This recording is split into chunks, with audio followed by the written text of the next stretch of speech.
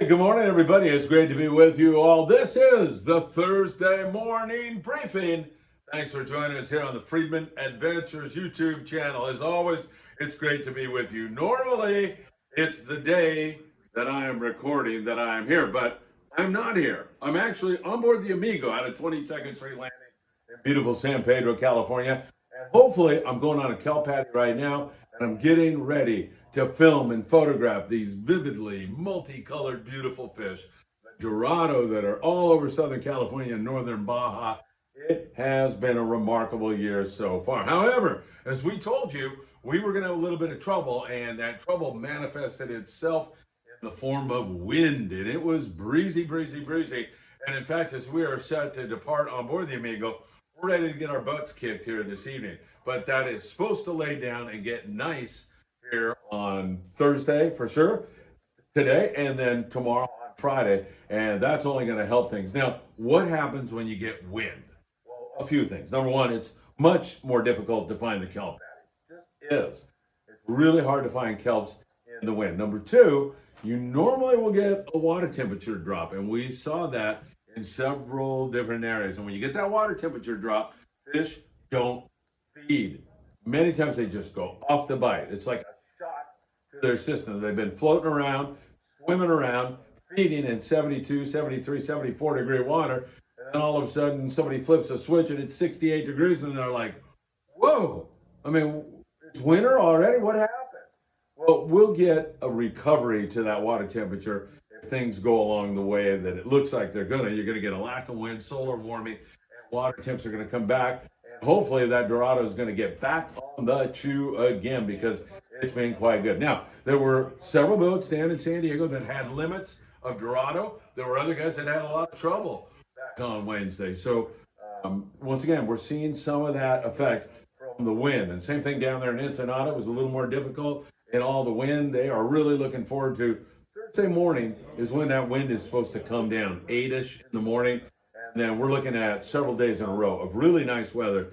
Hopefully we'll recoup some of that water temperature and get that water warm again, get those fish in a feeding mood, and that should make all the difference in the world. So 30 to 40 pound when the fish are biting really, really well. Circle hooks, blacktail circle hooks work really, really well in this bite. That's something you definitely want to have along with you. Take your time and choose a really good hot bait. All of those things come into play right now because the fish are finicky, not biting that well. But remember, you can drop that mono down to 15-pound mono.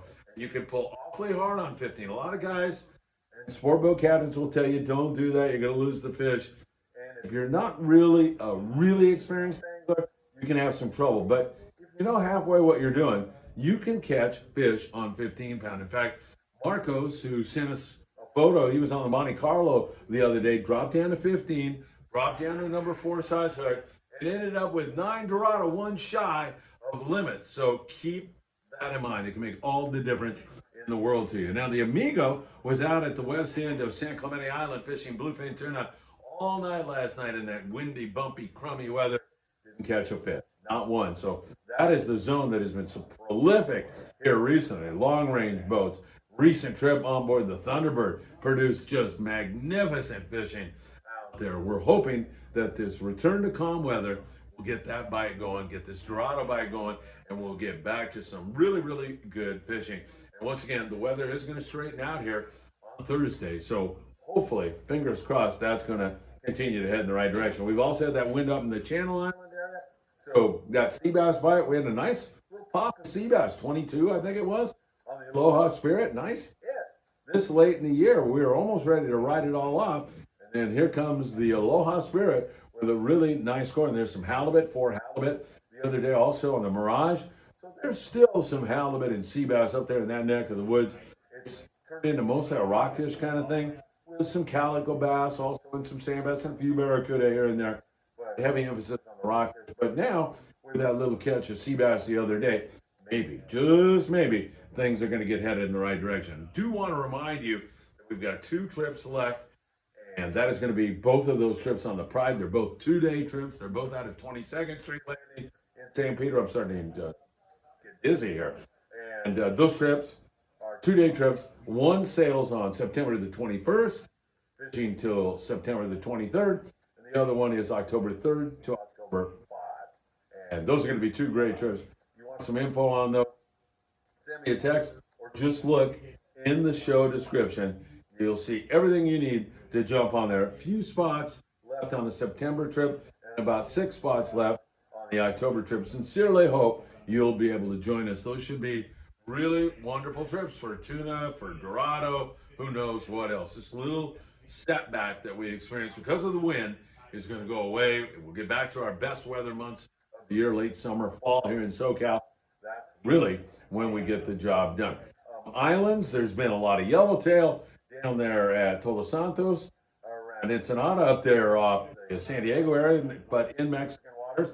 Coronado Islands has had really good yellowtail fishing. There's been some good pops of yellows out there at San Clemente Island also. We've seen as many as 54 yellows taken the other day on the Thunderbird when they got in there and really got the job done. So that's great news also. And then as we move you up to Catalina Island, that place has been really tough this year.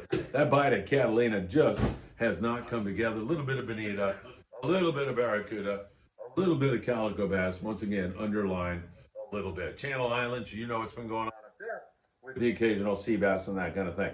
All right, I'll be back Friday with another update, and then back on the Amigo Friday night with even more. Thanks for joining us, and I'll see you soon.